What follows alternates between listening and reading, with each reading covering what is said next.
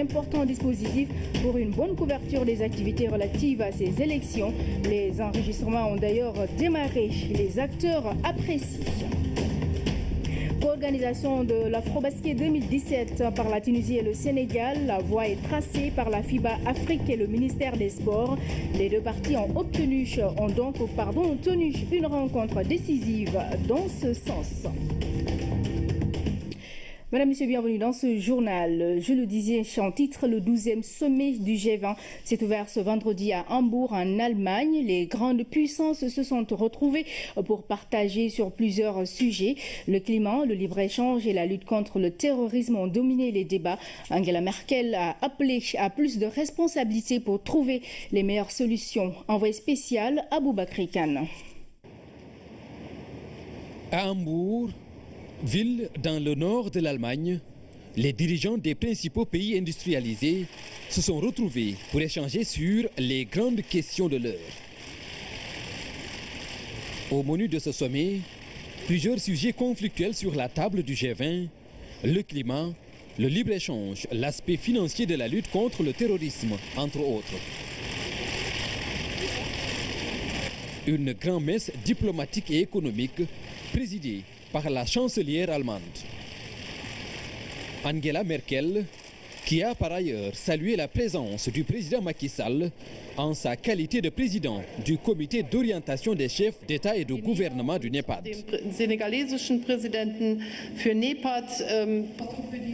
La première session a porté sur la lutte antiterroriste, suivie d'une rencontre sur la croissance mondiale et le commerce.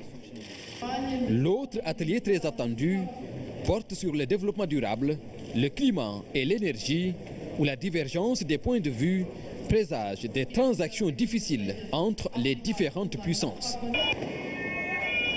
De nouvelles manifestations anti-G20 ont aussi été notées avant l'ouverture du sommet, avec une forte mobilisation de la police anti-émeute. Plus de 20 000 agents des forces de l'ordre mobilisés pour assurer la sécurité du sommet. Un événement couvert par plus de 4 000 journalistes en provenance de 65 pays. Le partenariat avec l'Afrique, la migration et la santé, c'est le thème de la 3e session du G20 où l'intervention du président Macky Sall est très attendue ce samedi, tout autant que sa contribution à la réunion consacrée à l'emploi et à l'autonomisation des femmes. Merci à vous, Aboubakry Kane, pour toutes ces précisions. Je le disais également au titre législatif du 30 juillet, les électeurs pourront choisir au moins 5 bulletins et 47 au plus le jour du scrutin. Le projet de loi modifiant l'article L718 du Code électoral est adopté par l'Assemblée nationale avec un fichier de 6 225 000 inscrits. Donc plus de 5 millions de cartes d'identité biométriques sont actuellement produites en attendant la réalisation de l'objectif de 7 millions visés. Les précisions de Amadou Aramtiam. Une plénière sous tension. La chose politique décidément soulève bien des passions. 58 orateurs au premier tour de prise de parole, 8 au deuxième tour pour une explication de vote, justifie à suer tout l'intérêt du projet de loi, aussi bien pour la majorité que pour l'opposition. Je ne voterai pas, parce que tout simplement, à quelques encablures du scrutin, on ne peut pas toucher à cette loi communautaire qui est supranationale au-dessus de nos lois internes. Je voterai cette réforme du code électoral parce que l'opposition ne m'a pas convaincu. Elle ne m'a pas convaincu parce que son dossier d'accusation repose sur un triple mensonge. Le premier mensonge, c'est la violation du protocole de la CEDEAO. L'autre mensonge, ils disent que cette réforme est attentatoire au secret du vote. Une polémique autour de l'applicabilité du paragraphe 2 de l'article L78, une difficulté diversement interprétée équivaut des éclaircissements du ministre en charge de l'organisation des élections. Ce qu'il s'est agi en vérité, c'est de ne pas réviser ou empêcher en tout cas le secret du vote, non, Je rappelle que cette disposition elle est maintenue à ce niveau, le secret de vote est maintenu, mais mieux, la disposition sur l'article L78 qui fait obligation à l'électeur de prendre les 47 bulletins est maintenu. Il est toutefois fait un réaménagement qui autorise l'électeur, en fonction de sa situation, suivant ses envies, suivant véritablement sa propre décision, de pouvoir, bien évidemment, donc, choisir au moins 5 listes parmi les listes qui sont mises à sa disposition et d'en choisir une pour justement faire son vote. Par rapport au non-cadrage de l'article L78 avec le protocole additionnel de la CEDEAO sur la démocratie et la bonne gouvernance, soulevé par l'opposition, le ministre précise. La Sénat qui a quand même dans ses missions le pouvoir de pouvoir discuter avec la classe politique qui est représentée dans cette instance par justement donc les partis en compétition, parce que je considère que tous les partis légalement constitués doivent aller en compétition, donc c'est la totalité de la classe politique qui est représentée dans ces élections, de convoquer les mandataires des partis pour discuter avec eux des modalités du vote, disons du 30 juillet. Et par rapport à cela, il aura été soumis une proposition justement que la majorité des présents a adoptée. Sur le fichier électoral, Abdoulaye Daouda Diallo a donné aussi des précisions.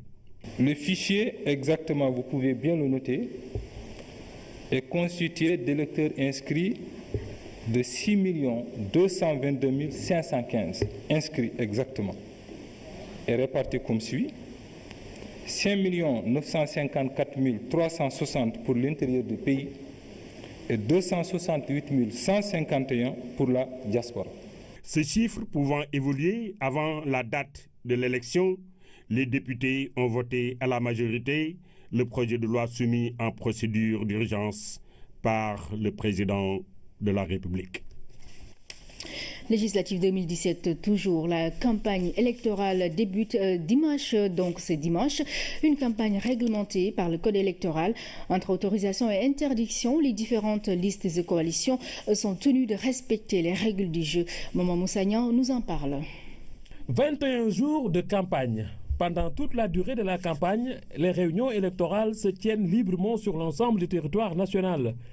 Dans chaque commune, le maire désigne par arrêté les lieux exclusivement destinés à recevoir les affiches, des lois et autres actes de l'autorité publique et des emplacements spéciaux réservés aux professions de foi, circulaires et affiches électorales. Dans chacun de ces emplacements, une surface égale est attribuée à chaque liste.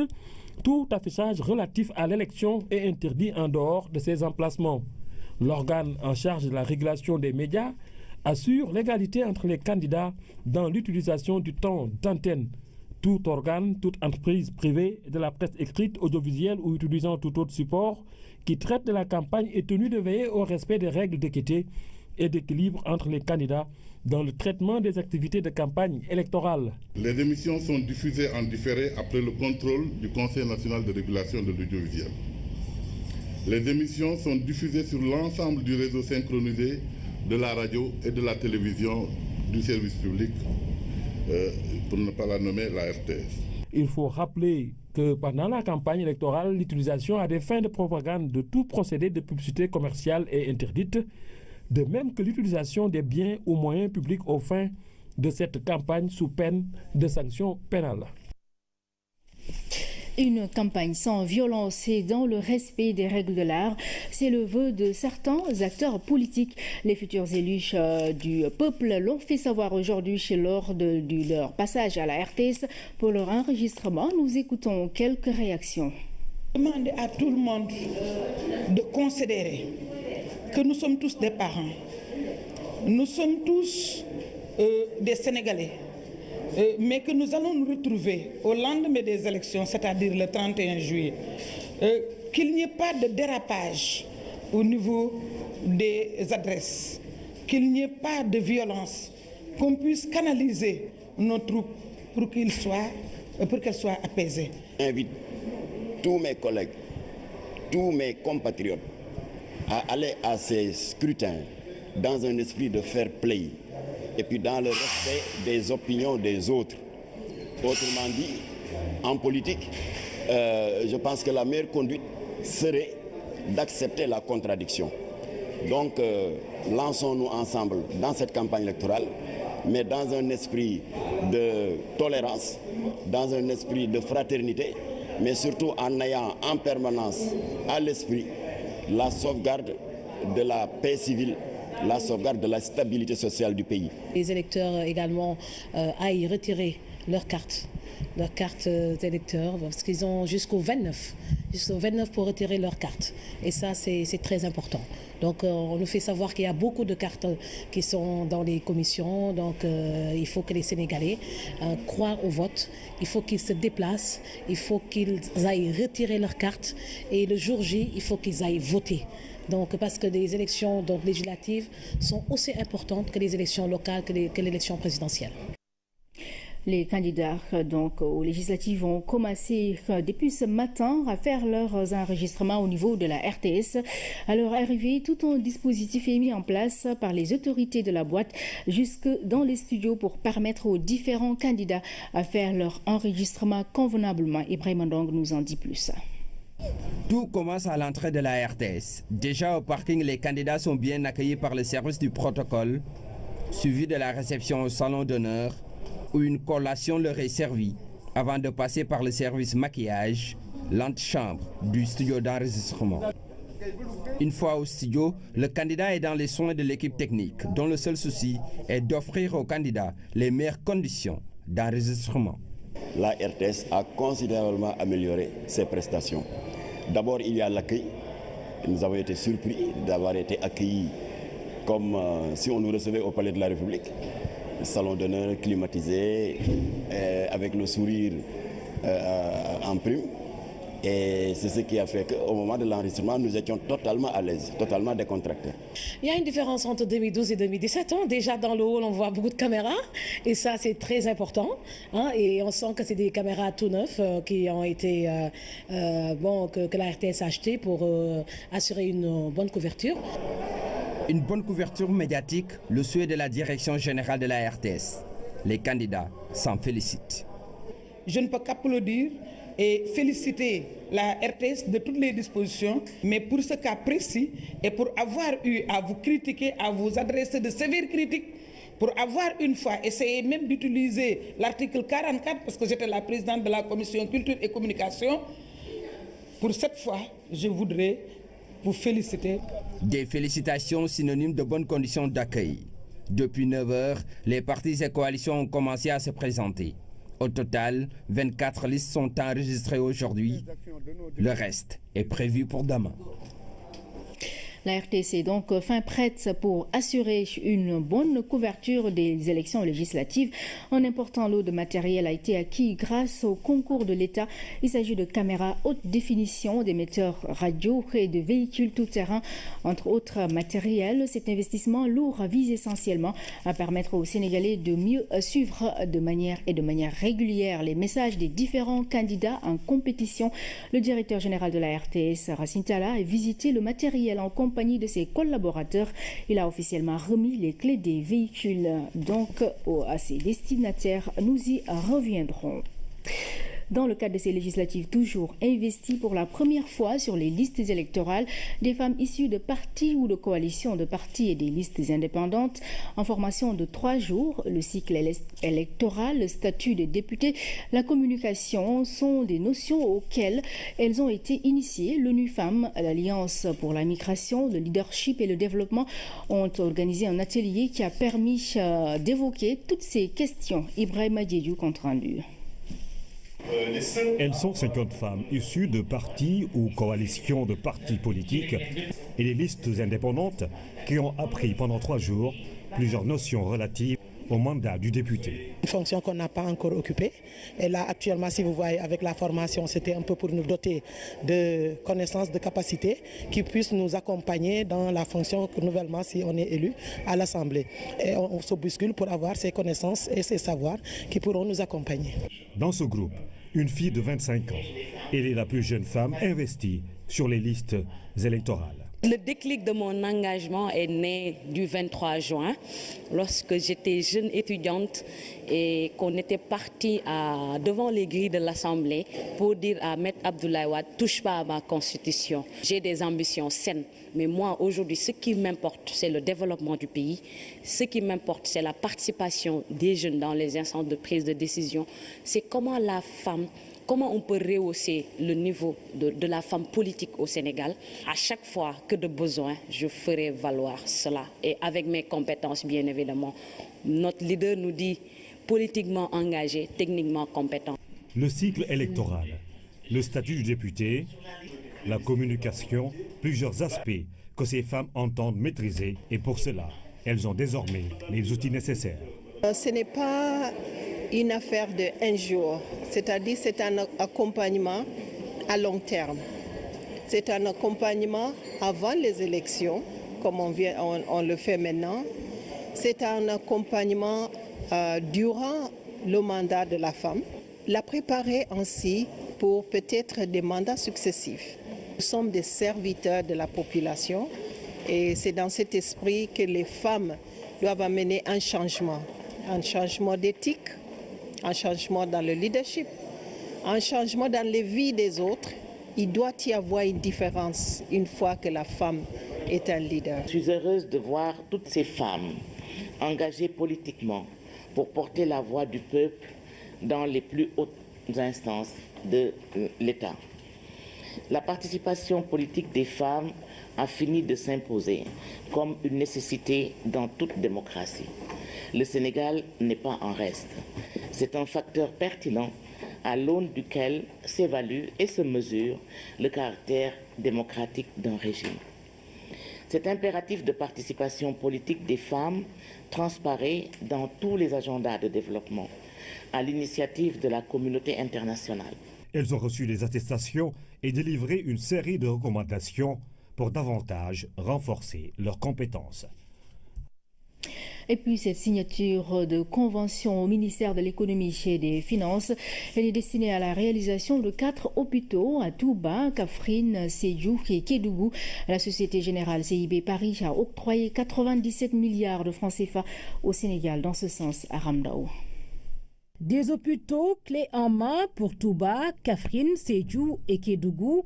Le financement est acquis, 97 milliards de la Société Générale CIB Paris.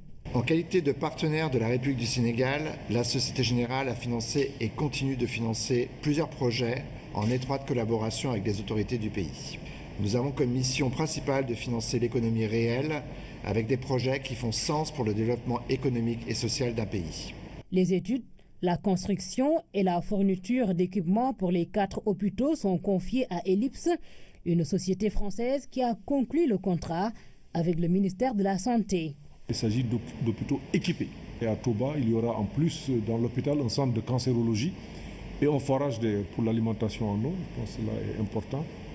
Les hôpitaux de Sédhiou, les hôpitaux de Kaffrine, les hôpitaux de Kédougou. Je pense que cela va permettre d'améliorer de manière sensible le plateau médical et c'est en étroite ligne avec l'axe 2 du plan Sénégal émergent, savoir le développement du capital humain, la protection sociale, la santé. Je pense que très prochainement, le ministère de la Santé va beaucoup parler de ces projets qui sont attendus par les populations, mais il s'agit aussi des projets très chers au président Macky Sall. Et nous souhaitons aussi que les travaux démarrent immédiatement. Je pense qu'à Touba, vous avez déjà démarré, mais là, il faut accélérer. Touba aura 300 lits, Sédhiou 450, Kaffrine et Kédougou 150. Dans 24 mois, ils devront étrenner leurs bijoux. Dans le domaine de la santé toujours, la région médicale de Tambacounda vient d'acquérir 9 nouvelles ambulances médicalisées. Elles sont destinées à des zones difficiles d'accès situées dans les départements de Goudiri et de Bakel. Une bouffée d'oxygène pour les populations qui ont longtemps souffert des évacuations difficiles des malades. Abdoulaye Sinkaré.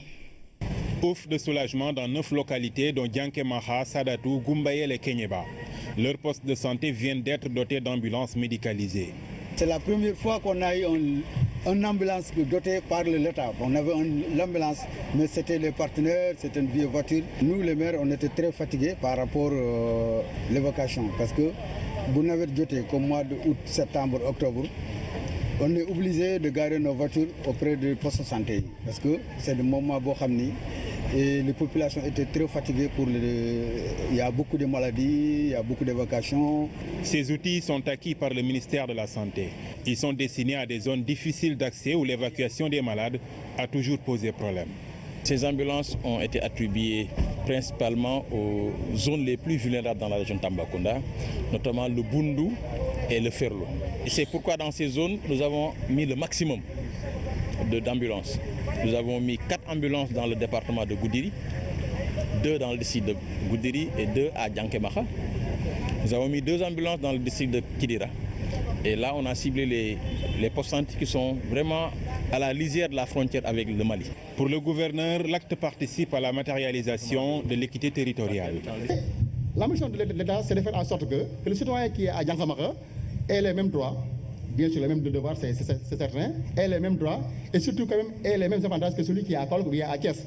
C'est ça aussi l'ambition de l'État, dans le cadre d'une nouvelle politique qu'on est en train de mettre en place, qu'on appelle la fameuse équité territoriale. Le rôle de l'État, c'est de voir comment niveler l'ensemble des citoyens, non pas vers le bas, mais quand même vers le haut. Pour un bon usage de ces outils, l'engagement des collectivités locales est souhaité, notamment pour la prise en charge de chauffeurs qualifiés. Les communes de la région de Thiès ont également reçu du ministère de la Santé 12 ambulances. Cette dotation permettra de mieux prendre en charge les urgences médicales. Carrefour routier et ferroviaire, Thiès enregistre un grand nombre d'accidents. Les autorités sanitaires espèrent aussi réduire les cas de mortalité maternelle grâce à ces véhicules médicalisés qui font partie d'un programme national. Oumar Diaw.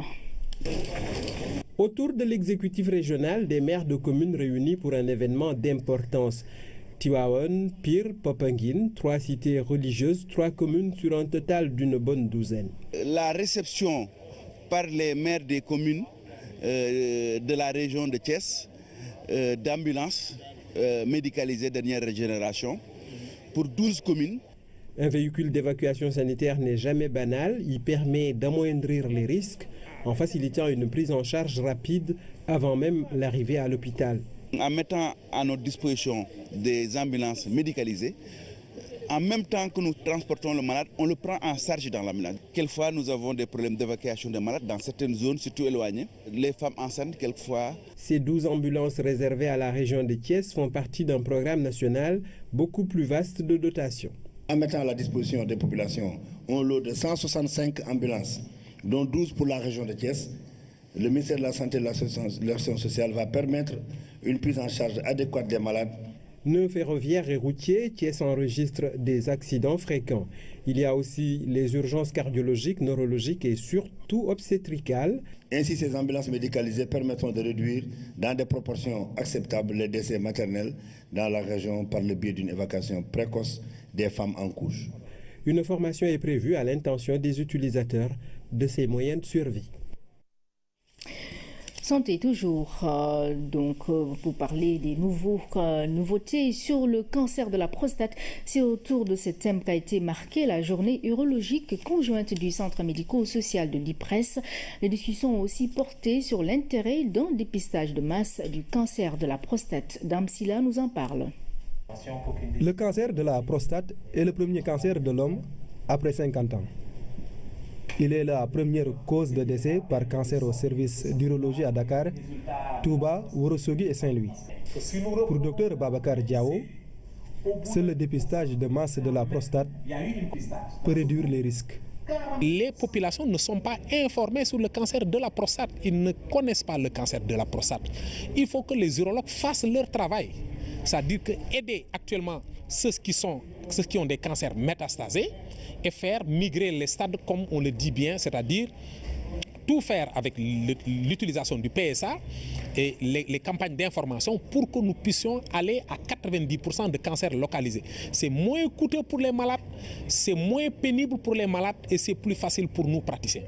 Selon des spécialistes de la médecine, les pratiques dans la prise en charge du cancer de la prostate au Sénégal doivent être revues et modifiées.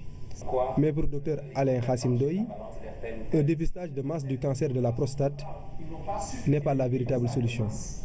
Le problème aujourd'hui, c'est qu'il faut remettre ce dépistage dans le contexte sénégalais, où nous avons d'une part une insuffisance de moyens pour prendre en charge l'ensemble de ces malades, avec le risque de commettre des injustices, c'est-à-dire de diagnostiquer des malades, d'en traiter certains et de ne pas traiter les autres.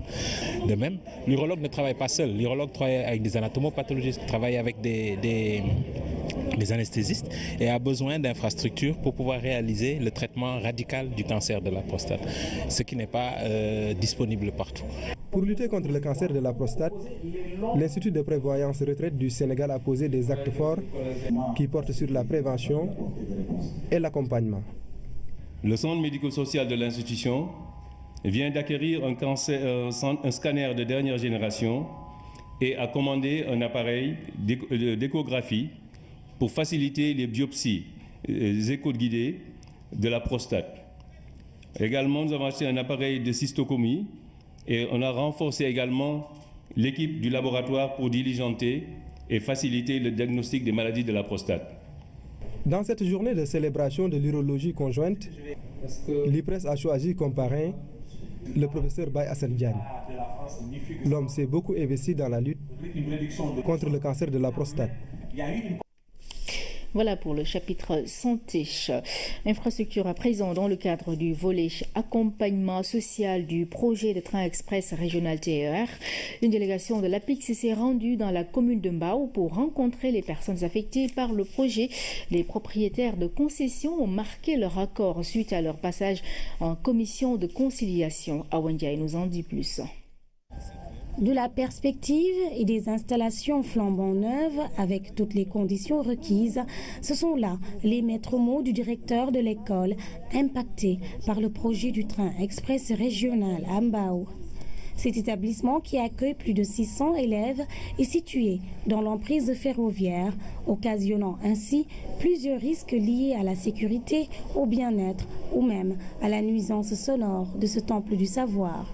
Pour rappel, le train express régional traverse 18 communes, dont celle de Mbao, où s'est tenue une réunion d'information. On a souvent dit vouloir appliquer les décrets qui sous-tendent le domaine national. Dans le cadre de ce projet, si on avait appliqué le barème national, le prix du mètre carré avoisinerait les 1000 francs, car à Rufisque, le prix du mètre carré est de 1000 francs. Les papes propriétaires de concessions ont marqué leur accord pour leur déplacement suite à la remise de leur chèque d'indemnisation.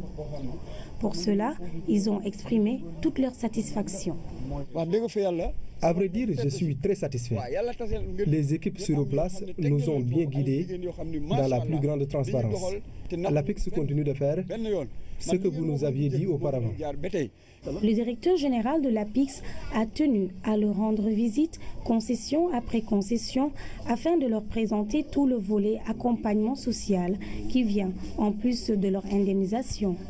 L'accompagnement social est une dimension additionnelle en plus de ce qui est prévu pour les schémas d'indemnisation. Nous avons compris, sur instruction de son Excellence le Président de la République, le modèle classique qui a été adopté jusque-là doit se faire avec une prise en compte de la dimension sociale du projet. Les personnes qui sont impactées par le projet, pour lesquelles les indemnisations qui sont aujourd'hui opérées se font avec des barèmes au-dessus de ce qui a été fait jusque-là sur des projets au Sénégal. La prise en charge des personnes affectées par le projet est effective sur tout le tracé de l'emprise ferroviaire. Elle rencontre l'adhésion des populations qui sont convaincues par la réalisation de ce grand ouvrage d'envergure. Et puis les partenaires du programme Carogen 2 tirent un bilan satisfaisant du PK2. Grâce à leur soutien, plusieurs communautés villageoises en Casamance ont développé des activités génératrices de revenus, notamment dans le maraîchage. Reportage à Dibidjon et Suel Moussamane. C'est ici, à Kabiline, une des zones d'intervention du programme Carogen, que l'ensemble des bénéficiaires et des partenaires se sont réunis pour faire l'évaluation de la deuxième année d'intervention du PK2.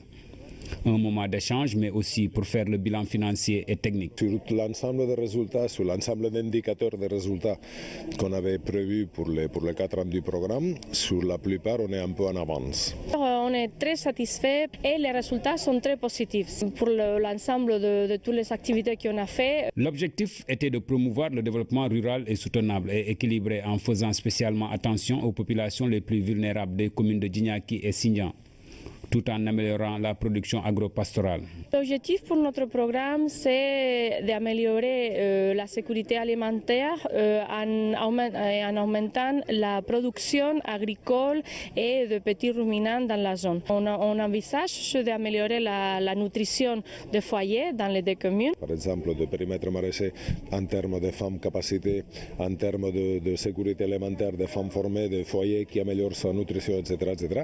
Il ne faut pas se dire qu'on est sur la bonne voie en s'endorme, sinon qu'il faut justement redoubler les efforts. Cette rencontre est aussi une occasion pour les bénéficiaires de saluer l'engagement des partenaires au développement. Il s'agit principalement du bailleur de fonds, l'Agence espagnole de coopération internationale et de développement à travers Manos Unidas. La collaboration des partenaires locaux tels que CEPAS, AFUDES, Justice et Développement et CADP. Le programme Karongen a apporté beaucoup de changements au niveau de la commune de Djignaki. Si vous parlez de l'agriculture, le plus gros problème c'était vraiment le maraîchage. Le programme Karongen est venu et a trouvé la solution. Il y a des femmes qui peinent à joindre les 2 bouts. Mais avec ce programme, elles parviennent à avoir de l'argent et même payer la scolarité des enfants et aussi les fournitures. Le niveau de vie des populations a été élevé au niveau social. Bon, au niveau des femmes, tu vois que maintenant, toutes les difficultés sociales sont presque surmontées au niveau des familles. Au-delà des blocs maraîchers qui ont été réhabilités, le programme a mis en place des unités avicoles, un autre volet du programme PK2 et bientôt des bergeries. Une vingtaine d'artisans formés à Thiès sur les techniques d'assemblage et d'entretien des batteuses à mille. Ces outils sont financés par le FNRA dans le cadre du WAP-PPAO pour réduire la corvée des femmes en milieu rural. Reportage Hamidou Diop. Voici la dernière version de la batteuse à mille créée pour soulager les femmes dans le monde rural. Le programme pour la productivité agricole en Afrique de l'Ouest veut que cette technologie soit diffusée auprès de 3600 producteurs.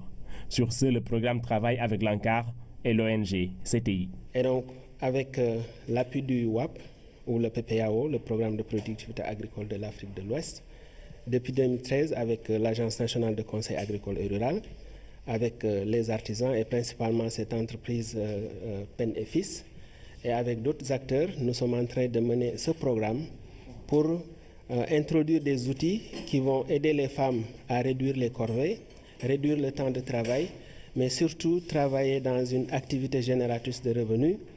Ici à Thiès, 20 artisans des régions de Kaolack, Fatick, Kaffrine, Thiès, Diourbel et Louga ont été formés aux techniques d'assemblage et de réparation de la version 3 de la batteuse manuelle à 1000. Souvent les machines, il y a des problèmes qu'on peut régler sur place. Donc s'il y a des artisans qui habitent au village peuvent régler ça. Donc cette formation, nous on est là pour les former, comment on répare quelques pièces.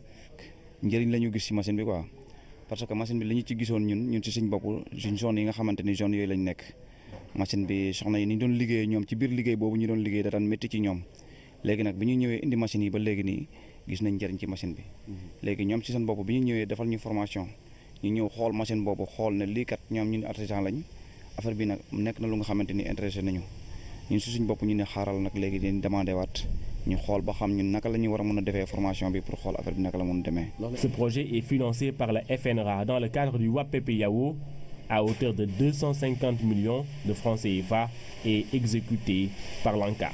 On avait introduit 50 machines. En plus, il y a aussi 2 villages supplémentaires qu'on a ajoutés. Donc, ce qui fait au total 52 machines ont été introduites donc, dans le cadre de ce projet.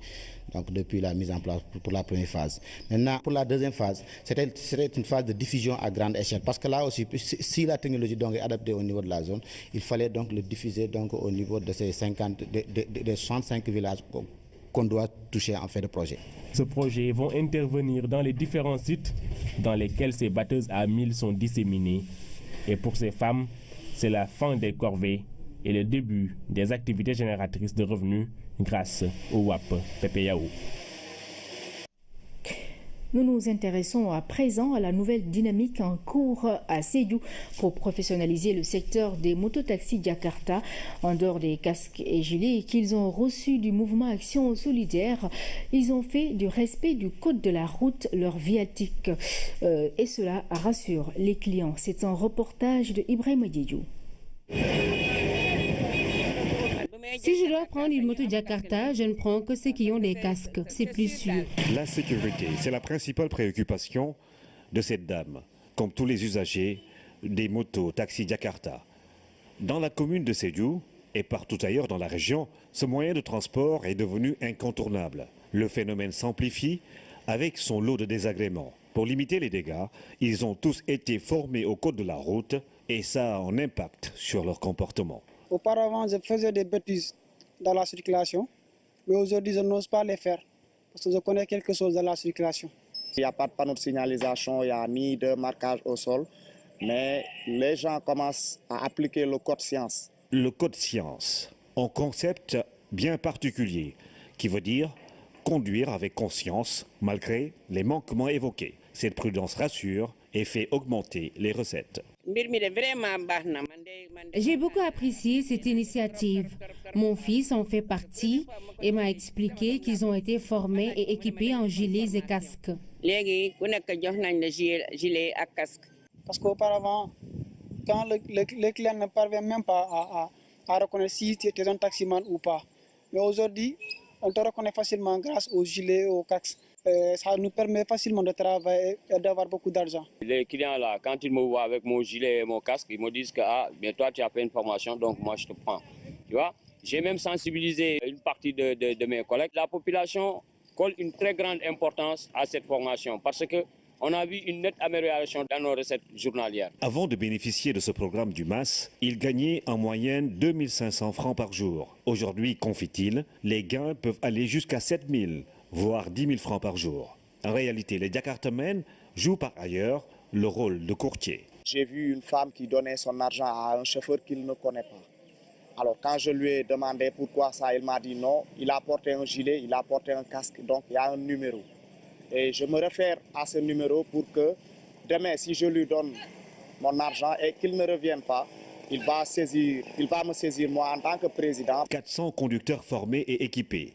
L'initiative a dépassé les attentes. Et nous avions l'intention de nous arrêter en fait à 200, c'était ça l'objectif premier.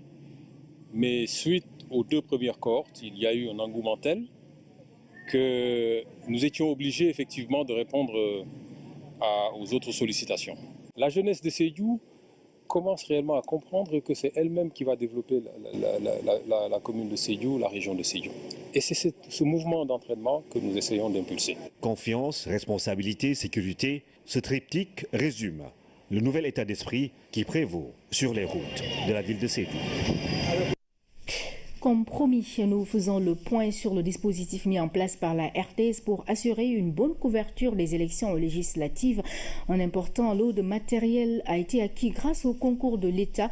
Il s'agit de caméras haute définition, d'émetteurs radio et de véhicules tout-terrain. Nous faisons le point donc avec Lamine Touré.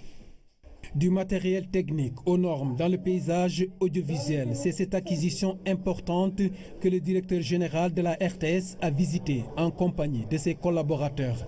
La radiodiffusion télévision sénégalaise est dans l'action des législatives, comme le montrent ces caméras à haute définition d'image. Les nouvelles versions que nous avons acquises, donc des caméras en Full HD, n'est-ce pas, composées de 2 types, donc les types PMX X400 et les PMX 200, les 200 et les 400 en Full HD, paramétrées aussi aux normes en fait de la RTS et aussi aux normes internationales auxquelles vraiment nous travaillons tous les jours. Ici, ça clignote et renseigne du top départ de ce matin avec l'enregistrement des candidats. Je suis en train de charger toutes les batteries qu'il faut pour les caméras qu'on a nouvellement acquises pour la campagne et on sera enfin prêt pour demain, le jour J. Dans ce dispositif élargi, la radio a été aussi bien servie avec des émetteurs de dernière génération. Pour la radio aussi, nous avons aussi acquis, n'est-ce pas, des équipements, n'est-ce pas, ultra modernes, donc qui participent aussi, n'est-ce pas, pour la couverture radio. Donc en ce sens, nous avons des SSR 200, des Tascam, des DR100 et des DR400, donc pour le reportage audio numérique aussi, parce que ce sont des équipements numériques audio, donc qui peuvent aussi, grâce à leur traitement, n'est-ce pas, répondre aux qualités qui se fait aujourd'hui. Dans cette dynamique, l'ADIE, l'Agence de l'informatique de l'État, a joué sa partition dans le cadre d'un partenariat stratégique avec la RTS. Aujourd'hui, nous avons constaté que beaucoup de sites de la RTS sont aujourd'hui connectés grâce à la fibre optique, donc une connexion haut débit qui permet de faire un certain nombre de services, notamment l'envoi de flux vidéo entre les sites de la RTS. C'est le cas par exemple hier dans le cadre de la préparation des élections législatives. Nous avons fait des tests entre la RTS Siège et la RTS République. Et les tests ont été concluants et c'est ce que nous allons faire dans l'ensemble des sites de la RTS qui sont dans toutes les régions du Sénégal. L'option est claire pour la RTS, se déployer partout sur le territoire national. Une volonté nourrie d'abord par les autorités politiques. Les pouvoirs publics, et notamment le chef de l'État, a compris très tôt l'importance d'équiper le service public pour justement cette couverture adéquate. C'est dans ce sens qu'il a doté le service public de l'audiovisuel d'un budget conséquent pour non seulement équiper en matériel de tournage, de montage, et aussi équiper les différentes stations de radio régionales. Et tout cela, c'est véritablement pour que, comme il l'a dit, comme ça a été indiqué dans le dernier Conseil des ministres, il faut une campagne où l'État assure la sécurité. On a vu les véhicules de la police et autres, mais où aussi l'État, à travers le service public et certainement les radios privées, assure une large sensibilisation des populations sur le retrait des cartes d'électeurs, sur comment voter, sur comment également assurer un vote dans la paix, dans vraiment la transparence, et nous allons véritablement jouer notre partition. C'est l'occasion de saluer la collaboration avec le Conseil national de régulation de l'audiovisuel. Nous avons pu travailler ensemble pour déterminer le temps d'antenne et nous avons eu l'écoute attentive, l'écoute aussi participative des listes, des coalitions et des partis politiques. La disponibilité à temps de ce matériel a été le fruit d'un appui conséquent du ministère de l'Économie et des Finances, mais aussi du ministère de tutelle. Voilà la RTS qui est donc enfin prête pour la couverture des législatives. À présent, nous vous proposons un round-up de l'actualité internationale qui nous mène en Allemagne, en France et en Égypte.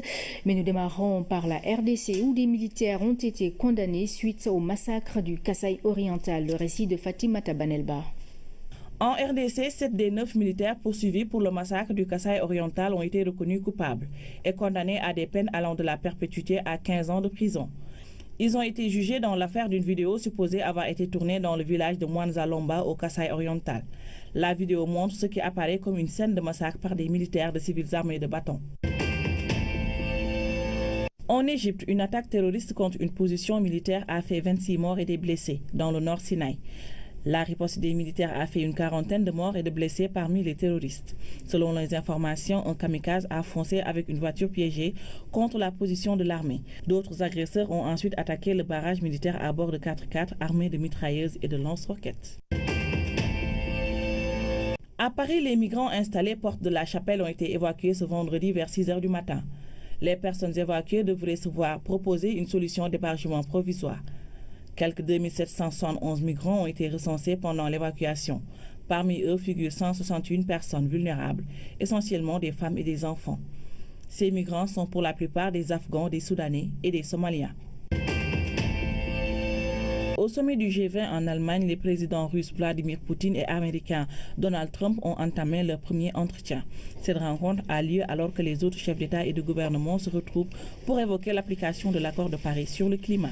Plus tôt dans la matinée, de nouveaux heurts avaient éclaté quelques heures avant l'ouverture du sommet. La police fédérale allemande, sur le pied de guerre, a déployé près de 20 000 policiers. un dispositif sécuritaire installé pour faire face au risque d'attentat et de débordement à Hambourg. En sport, la voie est tracée pour que le Sénégal et la Tunisie co-organisent l'Afro-Basket 2017 du 8 août donc au 15 septembre. Une rencontre décisive a eu lieu ce matin entre le ministre des Sports et le président de FIBA Afrique. Elle a permis de rassurer chez les deux parties avant le dernier mot du Premier ministre chargé du dossier, Louis-Philippe Sagna. Il était important d'initier cette rencontre. Elle a permis de rassurer tous ceux qui s'activent pour que le Sénégal sauve l'honneur suite aux 2 désistements enregistrés par FIBA Afrique. Seul le basket a gagné au cours de cet entretien. Le ministre des Sports a accompagné cette dynamique du basketball sénégalais. Nous sommes venus aujourd'hui pour constater la même disposition, la même disponibilité du ministre et surtout l'état d'esprit qui a animé les débats autour de l'organisation de l'Afro-Basket. En tout cas, nous partons satisfaits de cet entretien avec le ministre des Sports. Le Sénégal est un pays de basket. Pour la tutelle, il fallait apporter des précisions après la remise du cahier de charges par la fédération. Quand il y a désistement, la situation devient déréglée. Et le Sénégal, qui est un pays de basket, a été choisi par la FIBA et que nous sommes dans les modalités de préciser la décision et de préciser l'organisation de ce grand événement qui n'est effectivement qu'une phase de l'Afro-Basket. Ce n'est pas l'Afro-Basket dans sa totalité. On a mis le doigt sur tout ce qui pourrait renforcer notre argumentaire, ce qui pourrait renforcer le ministre des Sports quand il s'agira de rencontrer les plus hautes autorités de la République pour prendre la décision définitive. La bande à Gorgui Sidien a émis le vœu de jouer à domicile, une doléance bien perçue. J'ai été très sensible suite au plaidoyer de Gorgui Sidien, qui a envie de jouer au Sénégal, jouer pour les Sénégalais, ce qu'il n'a jamais fait. Et il n'est pas le seul. Il a défendu cette position au nom de l'équipe nationale de basket masculine. Donc, nous nous sommes parlé avec les techniciens du ministère des Sports et que dans l'après-midi, le directeur des compétitions ira avec le directeur des infrastructures au niveau de Marius Ndiaye. Le reste, je pense qu'il n'y a pas de difficulté parce qu'il n'y a pas d'exigence au plan financier qui permettrait au Sénégal de ne pas pouvoir le faire. Le dernier mot revient au Premier ministre. En cas d'avis favorable, le parquet, l'étanchéité, les toilettes et autres compartiments du stadium Marius Ndiaye vont sans doute faire peau neuve. Un petit rectificatif par rapport à l'Afro-Basket 2017, c'est donc du 8 au 15 septembre 2017. Sport toujours, les 57e championnats d'athlétisme ont démarré ce vendredi au stade Léopold Sédar Senghor. Ils vont se dérouler sur 3 jours. Plus de 500 athlètes prennent part à l'événement. Les temps forts avec Fatoumata Savané. Pour cette première journée de la 57e édition des championnats nationaux d'athlétisme, le saut en longueur dans la catégorie des U20 a vu les performances de Fatou Badji du Dakar Université Club avec 5,58 m, suivi de Anna Gomis 5,01 m et dans les séries des 100 mètres en senior, Moulay Sonko, le champion du Sénégal, a fait 10 secondes 7.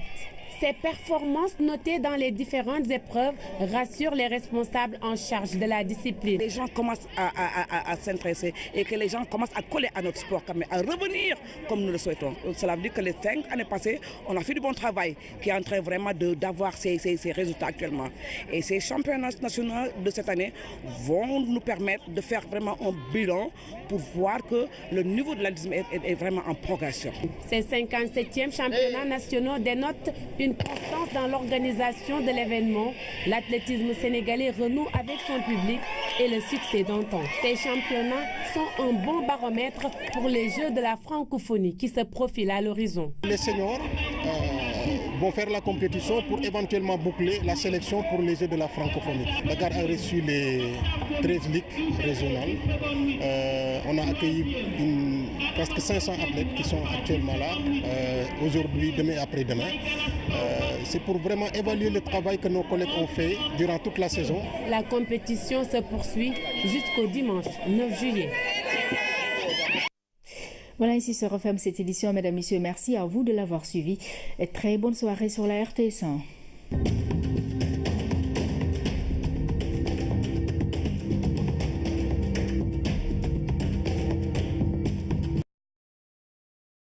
Mais il s'agit aussi des projets très chers au président Macky Sall. Et nous souhaitons aussi que les travaux démarrent immédiatement. Je pense qu'à Touba, vous avez déjà démarré, mais là, il faut accélérer. Touba aura 300 lits, Sédhiou 450, Kaffrine et Kédougou 150. Dans 24 mois, ils devront étraîner leurs bujoux. Dans le domaine de la santé toujours, la région médicale de Tambacounda vient d'acquérir 9 nouvelles ambulances médicalisées. Elles sont destinées à des zones difficiles d'accès situées dans les départements de Goudiri et de Bakel. Une bouffée d'oxygène pour les populations qui ont longtemps souffert des évacuations difficiles des malades. Abdoulaye Sinkaré. Ouf de soulagement dans 9 localités dont Diankemaha, Sadatou, Goumbayel et Kenyeba. Leurs postes de santé viennent d'être dotés d'ambulances médicalisées. C'est la première fois qu'on a eu une ambulance dotée par l'État. On avait l'ambulance, mais c'était les partenaires, c'était une vieille voiture. Nous, les maires, on était très fatigués par rapport à l'évacuation. Parce que vous n'avez doté qu'au mois d'août, septembre, octobre, on est obligé de garer nos voitures auprès du poste de santé. Parce que c'est le moment Bohamni. Et les populations étaient très fatiguées. Il y a beaucoup de maladies, il y a beaucoup d'évacuations. Ces outils sont acquis par le ministère de la Santé. Ils sont destinés à des zones difficiles d'accès où l'évacuation des malades a toujours posé problème. Ces ambulances ont été attribuées principalement aux zones les plus vulnérables dans la région de Tambacounda, notamment le Bundu et le Ferlo. Et c'est pourquoi dans ces zones, nous avons mis le maximum d'ambulances. Nous avons mis 4 ambulances dans le département de Goudiri, 2 dans le district de Goudiri et 2 à Diankemaha. Nous avons mis 2 ambulances dans le district de Kidira. Et là, on a ciblé les postes santé qui sont vraiment à la lisière de la frontière avec le Mali. Pour le gouverneur, l'acte participe à la matérialisation de l'équité territoriale. La mission de l'État, c'est de faire en sorte que le citoyen qui est à Diankemaha ait les mêmes droits. Bien sûr, les mêmes devoirs, c'est certain, et les mêmes droits, et surtout quand même, et les mêmes avantages que celui qui est à Kolk ou bien à Thiès. C'est ça aussi l'ambition de l'État, dans le cadre des nouvelles politiques qu'on est en train de mettre en place, qu'on appelle la fameuse équité territoriale. Le rôle de l'État, c'est de voir comment niveler l'ensemble des citoyens, non pas vers le bas, mais quand même vers le haut. Pour un bon usage de ces outils, l'engagement des collectivités locales est souhaité, notamment pour la prise en charge de chauffeurs qualifiés. Les communes de la région de Thiès ont également reçu du ministère de la Santé 12 ambulances. Cette dotation permettra de mieux prendre en charge les urgences médicales. Carrefour routier et ferroviaire, Thiès enregistre un grand nombre d'accidents. Les autorités sanitaires espèrent aussi réduire les cas de mortalité maternelle grâce à ces véhicules médicalisés qui font partie d'un programme national. Oumar Diaw. Autour de l'exécutif régional, des maires de communes réunis pour un événement d'importance. Tivaouane, Pire, Popenguine, 3 cités religieuses, 3 communes sur un total d'une bonne douzaine. La réception par les maires des communes de la région de Thiès d'ambulances médicalisées dernière génération pour 12 communes.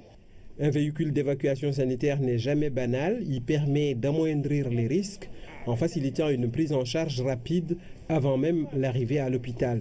En mettant à notre disposition des ambulances médicalisées, en même temps que nous transportons le malade, on le prend en charge dans l'ambulance. Quelquefois, nous avons des problèmes d'évacuation des malades dans certaines zones, surtout éloignées. Les femmes enceintes, quelquefois. Ces 12 ambulances réservées à la région de Thiès font partie d'un programme national beaucoup plus vaste de dotation. En mettant à la disposition des populations un lot de 165 ambulances, dont 12 pour la région de Thiès, le ministère de la Santé et de l'Action sociale va permettre une prise en charge adéquate des malades. Nœuds ferroviaires et routiers, Thiès enregistre des accidents fréquents. Il y a aussi les urgences cardiologiques, neurologiques et surtout obstétricales. Ainsi, ces ambulances médicalisées permettront de réduire dans des proportions acceptables les décès maternels dans la région par le biais d'une évacuation précoce des femmes en couche. Une formation est prévue à l'intention des utilisateurs de ces moyens de survie. Santé toujours, pour parler des nouveautés sur le cancer de la prostate. C'est autour de ce thème qu'a été marquée la journée Hurlement. On a organisé un atelier qui a permis d'évoquer toutes ces questions. Ibrahima Diédiou, compte rendu. Elles sont 50 femmes issues de partis ou coalitions de partis politiques et les listes indépendantes qui ont appris pendant 3 jours plusieurs notions relatives au mandat du député. Une fonction qu'on n'a pas encore occupée. Et là, actuellement, si vous voyez, avec la formation, c'était un peu pour nous doter de connaissances, de capacités qui puissent nous accompagner dans la fonction que nouvellement, si on est élu à l'Assemblée. Et on se bouscule pour avoir ces connaissances et ces savoirs qui pourront nous accompagner. Dans ce groupe, une fille de 25 ans. Elle est la plus jeune femme investie sur les listes électorales. Le déclic de mon engagement est né du 23 juin, lorsque j'étais jeune étudiante et qu'on était parti devant les grilles de l'Assemblée pour dire à Maître Abdoulaye Wade, touche pas à ma constitution. J'ai des ambitions saines, mais moi aujourd'hui, ce qui m'importe, c'est le développement du pays. Ce qui m'importe, c'est la participation des jeunes dans les instances de prise de décision. C'est comment la femme... Comment on peut rehausser le niveau de la femme politique au Sénégal? À chaque fois que de besoin, je ferai valoir cela. Et avec mes compétences, bien évidemment, notre leader nous dit politiquement engagé, techniquement compétent. Le cycle électoral, le statut du député, la communication, plusieurs aspects que ces femmes entendent maîtriser. Et pour cela, elles ont désormais les outils nécessaires. Ce n'est pas une affaire d'un jour, c'est-à-dire c'est un accompagnement à long terme. C'est un accompagnement avant les élections, comme on le fait maintenant. C'est un accompagnement durant le mandat de la femme, la préparer ainsi pour peut-être des mandats successifs. Nous sommes des serviteurs de la population et c'est dans cet esprit que les femmes doivent amener un changement d'éthique, un changement dans le leadership, un changement dans les vies des autres. Il doit y avoir une différence une fois que la femme est un leader. Je suis heureuse de voir toutes ces femmes engagées politiquement pour porter la voix du peuple dans les plus hautes instances de l'État. La participation politique des femmes a fini de s'imposer comme une nécessité dans toute démocratie. Le Sénégal n'est pas en reste. C'est un facteur pertinent à l'aune duquel s'évalue et se mesure le caractère démocratique d'un régime. Cet impératif de participation politique des femmes transparaît dans tous les agendas de développement, à l'initiative de la communauté internationale. Elles ont reçu des attestations et délivré une série de recommandations pour davantage renforcer leurs compétences. Et puis cette signature de convention au ministère de l'économie et des finances, elle est destinée à la réalisation de 4 hôpitaux à Touba, Kaffrine, Sédhiou et Kédougou. La Société Générale CIB Paris a octroyé 97 milliards de francs CFA au Sénégal dans ce sens à Ramdao. Des hôpitaux clés en main pour Touba, Kaffrine, Sédhiou et Kédougou. Le financement est acquis, 97 milliards de la Société Générale CIB Paris. En qualité de partenaire de la République du Sénégal, la Société Générale a financé et continue de financer plusieurs projets en étroite collaboration avec les autorités du pays. Nous avons comme mission principale de financer l'économie réelle avec des projets qui font sens pour le développement économique et social d'un pays. Les études, la construction et la fourniture d'équipements pour les 4 hôpitaux sont confiées à Ellipse, une société française qui a conclu le contrat avec le ministère de la Santé. Il s'agit d'hôpitaux équipés. Et à Touba, il y aura en plus dans l'hôpital un centre de cancérologie et un forage pour l'alimentation en eau. Je pense que cela est important. Les hôpitaux de Sédhiou, les hôpitaux de Kaffrine, les hôpitaux de Kédougou. Je pense que cela va permettre d'améliorer de manière sensible le plateau médical et c'est en étroite ligne avec l'axe 2 du plan Sénégal émergent, à savoir le développement du capital humain, la protection sociale, la santé. Je pense que très prochainement, le ministère de la Santé va beaucoup parler de ces projets qui sont attendus par les populations. Mais que nous allons nous retrouver au lendemain des élections, c'est-à-dire le 31 juillet, qu'il n'y ait pas de dérapage au niveau des adresses, qu'il n'y ait pas de violence, qu'on puisse canaliser nos troupes pour qu'elles soient apaisées. J'invite tous mes collègues, tous mes compatriotes à aller à ces scrutins dans un esprit de fair play et puis dans le respect des opinions des autres. Autrement dit, en politique, je pense que la meilleure conduite serait d'accepter la contradiction. Donc, lançons-nous ensemble dans cette campagne électorale, mais dans un esprit de tolérance, dans un esprit de fraternité, mais surtout en ayant en permanence à l'esprit la sauvegarde de la paix civile, la sauvegarde de la stabilité sociale du pays. Les électeurs également aillent retirer leurs cartes d'électeurs, parce qu'ils ont jusqu'au 29 pour retirer leurs cartes. Et ça, c'est très important. Donc, on nous fait savoir qu'il y a beaucoup de cartes qui sont dans les commissions. Donc, il faut que les Sénégalais croient au vote. Il faut qu'ils se déplacent. Il faut qu'ils aillent retirer leurs cartes.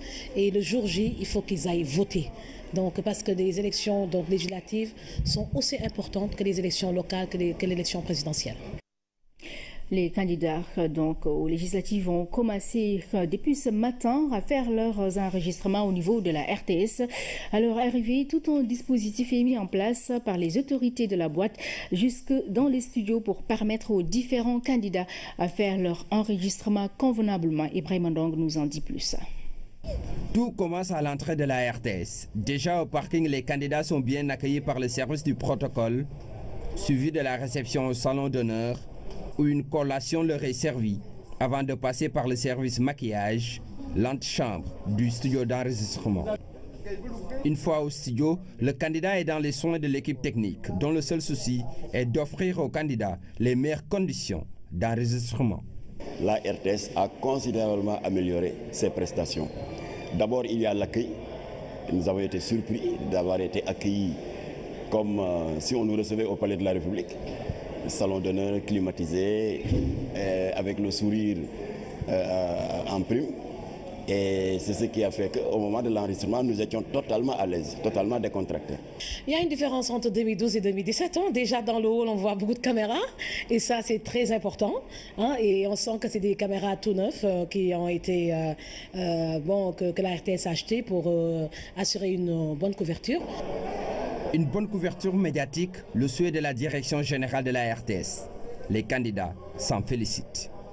Je ne peux qu'applaudir et féliciter la RTS de toutes les dispositions, mais pour ce cas précis et pour avoir eu à vous critiquer, à vous adresser de sévères critiques, pour avoir une fois essayé même d'utiliser l'article 44, parce que j'étais la présidente de la commission culture et communication, pour cette fois, je voudrais vous féliciter.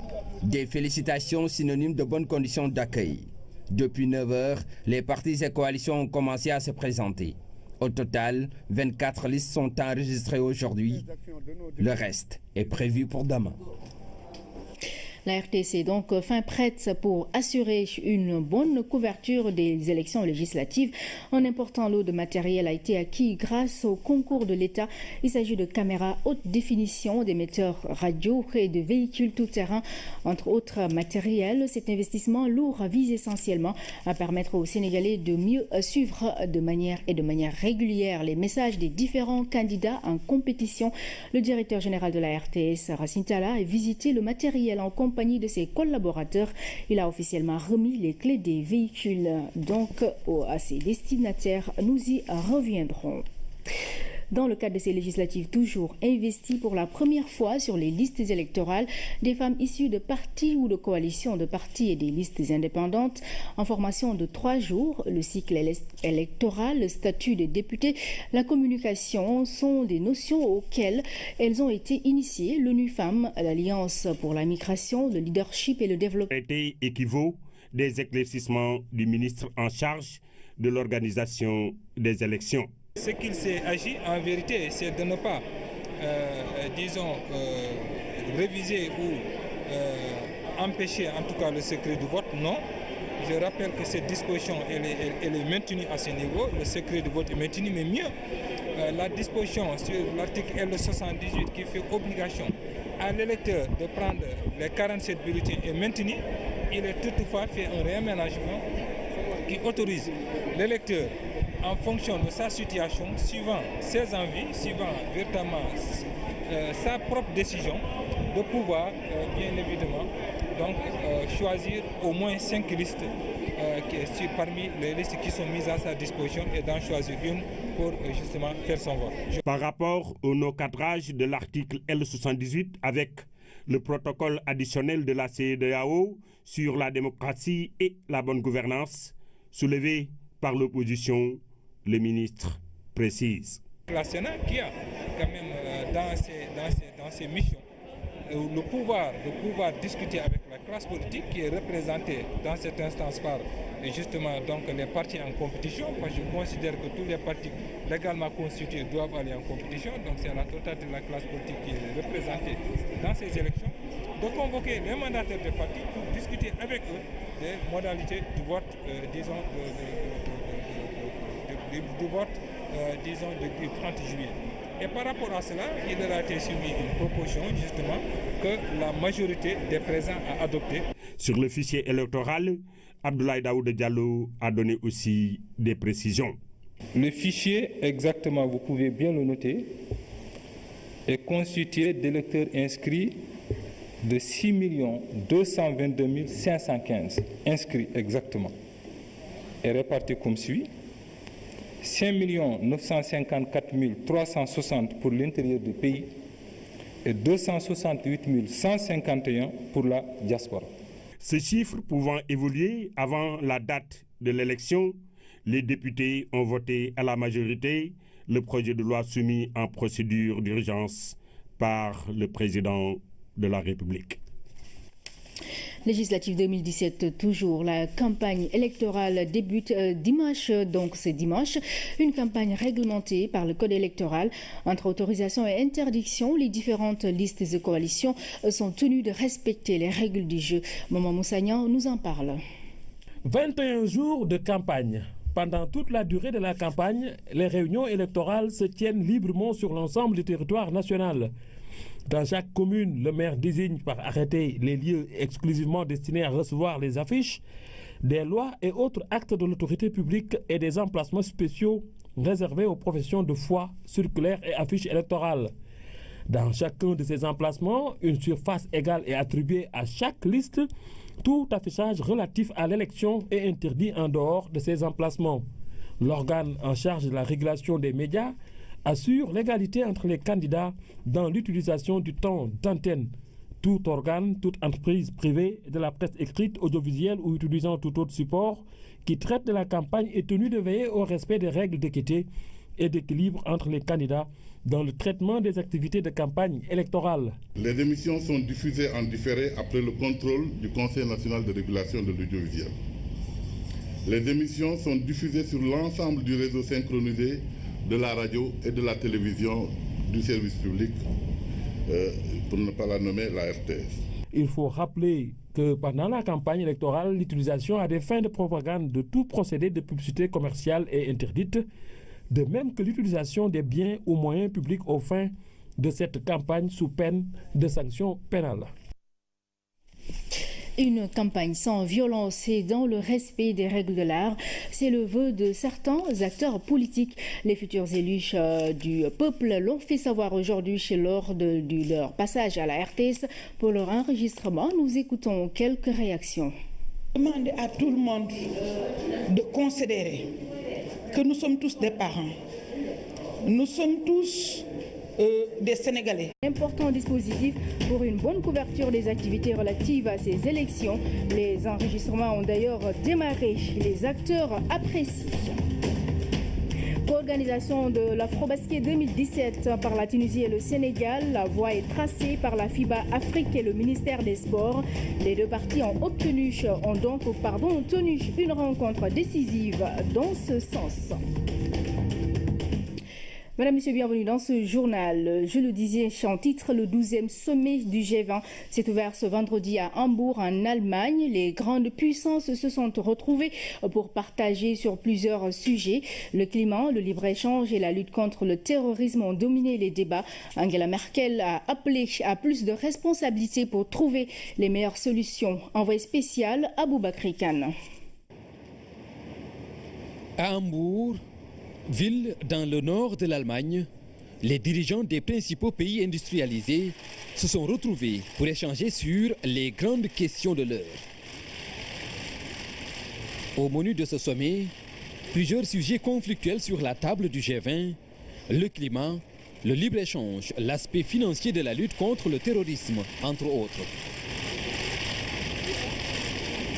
Une grand-messe diplomatique et économique présidée par la chancelière allemande.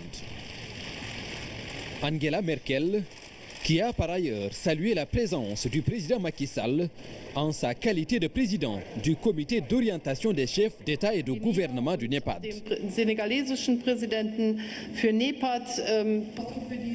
La première session a porté sur la lutte antiterroriste, suivie d'une rencontre sur la croissance mondiale et le commerce. L'autre atelier très attendu porte sur le développement durable, le climat et l'énergie, où la divergence des points de vue présage des transactions difficiles entre les différentes puissances. De nouvelles manifestations anti-G20 ont aussi été notées avant l'ouverture du sommet, avec une forte mobilisation de la police anti-émeute. Plus de 20 000 agents des forces de l'ordre mobilisés pour assurer la sécurité du sommet. Un événement couvert par plus de 4 000 journalistes en provenance de 65 pays. Le partenariat avec l'Afrique, la migration et la santé, c'est le thème de la 3e session du G20 où l'intervention du président Macky Sall est très attendue ce samedi, tout autant que sa contribution à la réunion consacrée à l'emploi et à l'autonomisation des femmes. Merci à vous, Aboubakry Kane, pour toutes ces précisions. Je le disais également au titre législatif du 30 juillet, les électeurs pourront choisir au moins 5 bulletins et 47 au plus le jour du scrutin. Le projet de loi modifiant l'article L78 du Code électoral est adopté par l'Assemblée nationale avec un fichier de 6 225 000 inscrits. Donc plus de 5 millions de cartes d'identité biométriques sont actuellement produites en attendant la réalisation de l'objectif de 7 millions visés. Les précisions de Amadou Aramtiam. Une plénière sous tension. La chose politique décidément soulève bien des passions. 58 orateurs au premier tour de prise de parole, 8 au deuxième tour pour une explication de vote, justifient à suer tout l'intérêt du projet de loi, aussi bien pour la majorité que pour l'opposition. Je ne voterai pas, parce que tout simplement, à quelques encablures du scrutin, on ne peut pas toucher à cette loi communautaire qui est supranationale au-dessus de nos lois internes. Je voterai cette réforme du code électoral parce que l'opposition ne m'a pas convaincu. Elle ne m'a pas convaincu parce que son dossier d'accusation repose sur un triple mensonge. Le premier mensonge, c'est la violation du protocole de la CEDEAO. L'autre mensonge, ils disent que cette réforme est attentatoire au secret du vote. Une polémique autour de l'applicabilité du paragraphe 2 de l'article L78, une difficulté diversement interprétée